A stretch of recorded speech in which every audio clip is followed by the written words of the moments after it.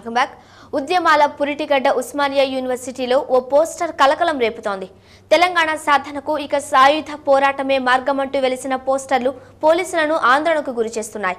ఇన్నాళ్లు ప్రజాస్వామ్య తరహాలో ఉద్యమించిన ఓయూ విద్యార్థులు తమ పంధాను మార్చుకున్నారా, లేక బయటి వ్యక్తులు విద్యార్థులను రెచ్చగొట్టడానికి ప్రయత్నిస్తున్నారా? అసలు పోస్టర్లు వేసింది ఎవరనేది ప్రశ్నార్థకంగా మారింది.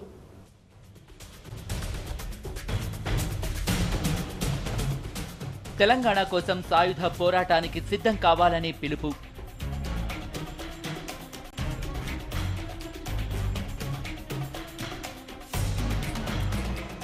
మిలిటెంట్ తరహాలో దాడులు చేయాలని సూచన.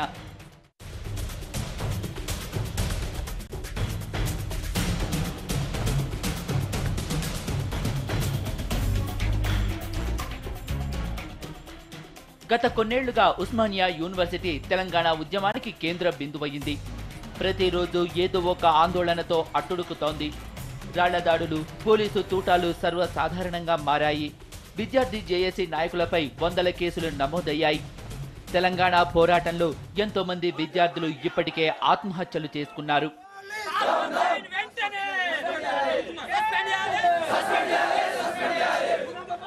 ఇంతటి ప్రతిష్టాకరమైన యూనివర్సిటీలో తెలంగాణ సాధన కోసం సాయుధ పోరాటమే మార్గమంటూ వెలిసిన పోస్టర్లు కలకలం రేపుతున్నాయి. వర్సిటీలో ఉద్యమం ఉధృతంగా సాగుతున్నప్పుడు ఉద్యమంలో అసాంఘిక శక్తులున్నాయని పోలీసులు ప్రచారం చేశారు. మావోయిస్టులు తమ కార్యకలాపాలను ఓయూలో కూడా విస్తరిస్తున్నారంటూ అనుమానం వ్యక్తం చేశారు పోలీసులు. 2009లో బాంబులు తయారు చేస్తున్నారంటూ ఓయూలోకి టాస్క్ ఫోర్సు పోలీసులను పంపించింది ప్రభుత్వం. కానీ దానికి సంబంధించి ఎలాంటి ఆధారాలు దొరకలేదు.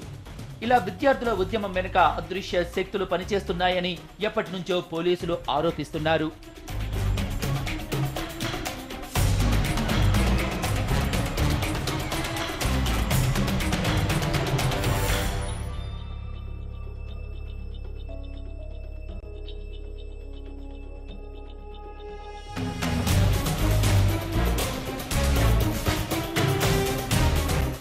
తాజాగా తెలంగాణ పీపుల్స్ లిబరేషన్ ఆర్మీ పేరుతో ఓయూలోని హాస్టల్స్ వద్ద చుట్టుపక్కల ప్రాంతాల్లో పోస్టర్లు వెలిశాయి. కాంగ్రెస్ తెలంగాణ ఇవ్వదు, టీఆర్ఎస్ తెలంగాణ తేదు అంటూ పోస్టర్లలో పేర్కొన్నారు. ల్యాండ్ మాఫియా నుంచి రాజకీయ నాయకుల వరకు అందరినీ టార్గెట్ చేస్తూ సాయుధ పోరాటం కోసం కదలి రావాల్సిందిగా పిలుపునిచ్చారు. ఆత్మహత్య చేసుకునే కంటే లిబరేషన్ ఆర్మీలో చేరాలంటూ పోస్టర్లలో ముద్రించారు. దీన్ని సీరియస్ గా తీసుకున్న పోలీసులు పోస్టర్లను తొలగించారు. అసలు వీటిని ముద్రించిన వ్యక్తుల కోసం ఆరా తీస్తున్నారు. ఇప్పటికే ఓ ప్రింటింగ్ డిజైనర్ని అదుపులోకి తీసుకున్నారు.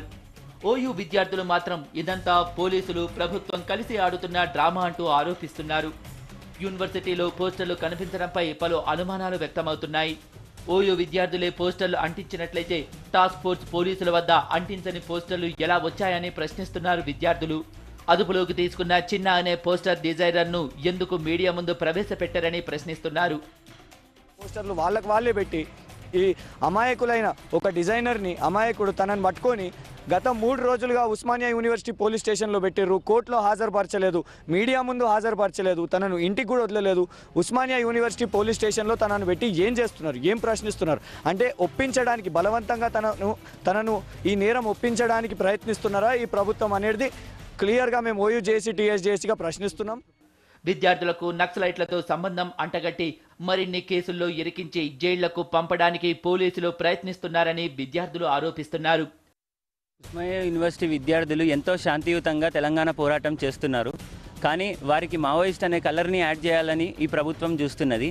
ఎంతో శాంతియుతంగా ఎంతో పేషెన్స్తోని విద్యార్థులు ఈనాడు ఉద్యమం చేస్తున్నారు. పొలిటికల్ పార్టీస్ కానీ ఏవి కూడా ఉద్యమం చేయనప్పుడు విద్యార్థులే మొదలుపెట్టినరు ఉద్యమాన్ని.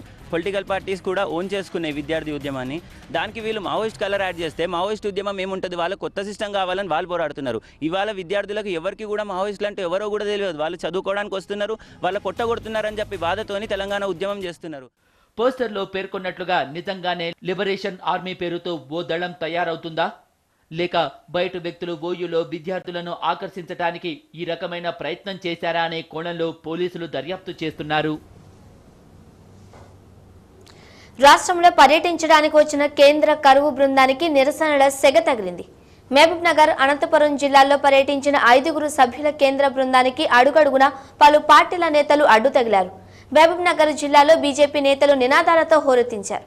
అనంతలో టీడీపీ, సిపిఐ, అయ్యప్పన్ కమిటీలు సిఫార్సులను అమలు చేయాలని డిమాండ్ చేశాయి.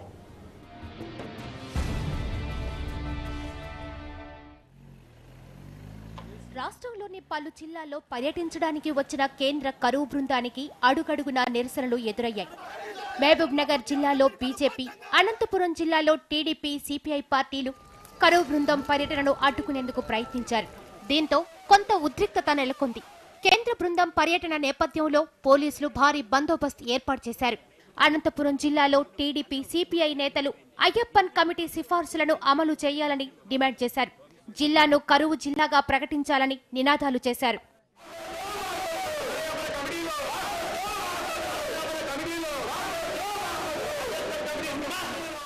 జిల్లాలోని చిలమత్తూరు, కదిరి, ఒడిసి మండలాల్లో కేంద్ర కరువు బృందం పర్యటించింది. జిల్లాలోని కరువు పరిస్థితులను వివరించడానికి ఫోటో ప్రదర్శన ఏర్పాటు చేశారు స్థానిక నేతలు, అధికారులు. పలు ప్రాంతాల్లో ఎండిపోయిన పంట పొలాలను కరువు బృందం సభ్యులు సందర్శించారు. రైతులు ఎదుర్కొంటున్న సమస్యలను అడిగి తెలుసుకున్నారు. తీవ్ర వర్షాభావ పరిస్థితులతో రైతాంగం అష్టకష్టాలు పడుతోందని నేతలు వివరించారు. జిల్లాలోని పరిస్థితులను కేంద్ర ప్రభుత్వానికి నివేదిక ద్వారా తెలియజేస్తామని చెప్పారు కేంద్ర కరువు బృందం సభ్యులు.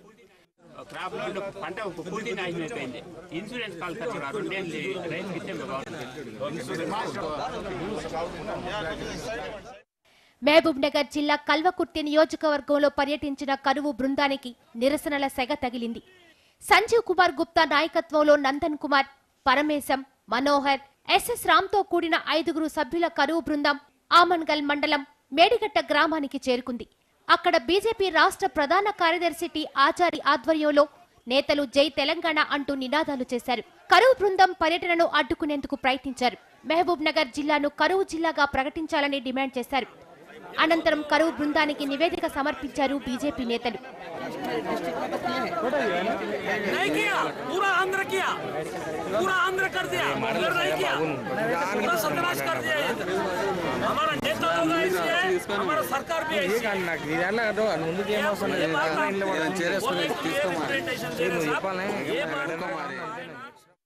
కల్వకర్తి నియోజకవర్గంలోని వెల్దండతో పాటు రాగాయిపల్లి, మిడ్జల్ మండలం రాణిపేట గ్రామాల్లో కేంద్ర బృందం పర్యటించింది. గత ఏడాదికి ఈ ఏడాదికి ఉన్న తేడాను అంచనా వేశారు కేంద్ర బృందం సభ్యులు. స్థానిక ఎమ్మెల్యే జైపాల్ యాదవ్ స్థానిక పరిస్థితులను వివరించారు. గత ఏడాది పంట నష్టపోయిన రైతులకు నష్టపరిహారం అందిందా లేదా అన్న విషయాన్ని నేరుగా రైతులను అడిగి తెలుసుకున్నారు కేంద్ర బృంద సభ్యులు. తాగునీరు, సాగునీరు, పంటలు, ఉపాధి పనుల గురించి ప్రజలను అడిగి తెలుసుకున్నారు కరువు బృందం సభ్యులు.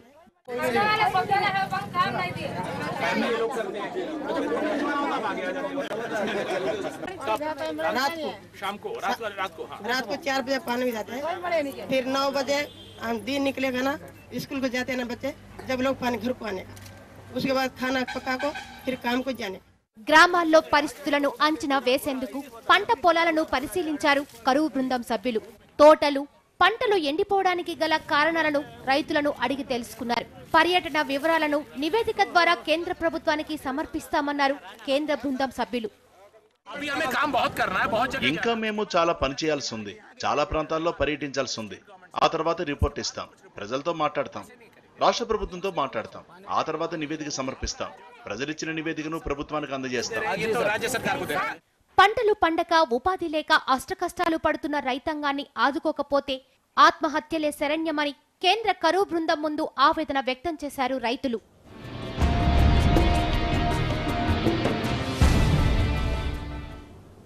ఐక్యరాజ్య సమితి ప్రపంచ పర్యాటక సంస్థ ప్రతినిధి బృందం రామోజీ ఫిల్మ్ సిటీని సందర్శించింది. కేంద్ర పర్యాటక శాఖ మంత్రి చిరంజీవితో కలిసి వచ్చిన ప్రతినిధి బృందం స్టూడియోలోని వివిధ ప్రాంతాలను చూసింది. హైదరాబాద్ లో జరిగిన ప్రపంచ పర్యాటక సదస్సులో పాల్గొన్న ఐక్యరాజ్య సమితి ప్రపంచ పర్యాటక సంస్థ ప్రతినిధులు నగర శివార్లలోని రామోజీ ఫిల్మ్ సిటీని సందర్శించారు. కేంద్ర పర్యాటక శాఖ మంత్రి చిరంజీవి కూడా వారి వెంట వచ్చారు. ఫిల్మ్ సిటీలో వారికి సంప్రదాయ పద్ధతిలో స్వాగతం పలికారు.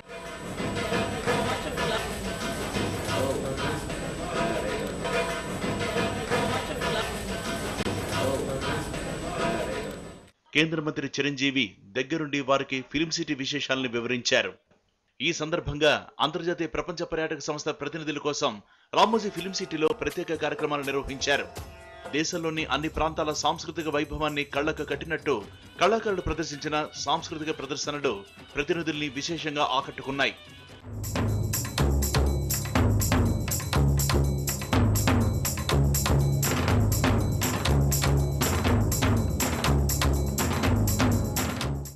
ప్రతినిధుల బృందంతో పాటు పర్యాటక శాఖ కమిషనర్ చందనా ఖాన్, ఇతర ఉన్నతాధికారులు కూడా ఉన్నారు.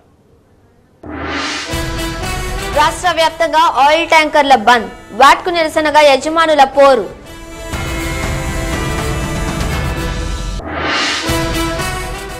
కేసీఆర్ తో కేకే మంతనాలు, ప్రత్యేక రాష్ట్రం కోసం కసరత్తు.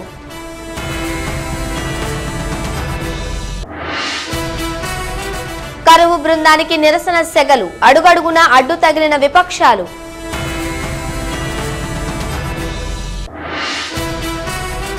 యథేచ్ఛగా ఎర్రచందనం అక్రమ రవాణా, స్మగ్లర్ల దూకుడుకు పడని కళ్లెం.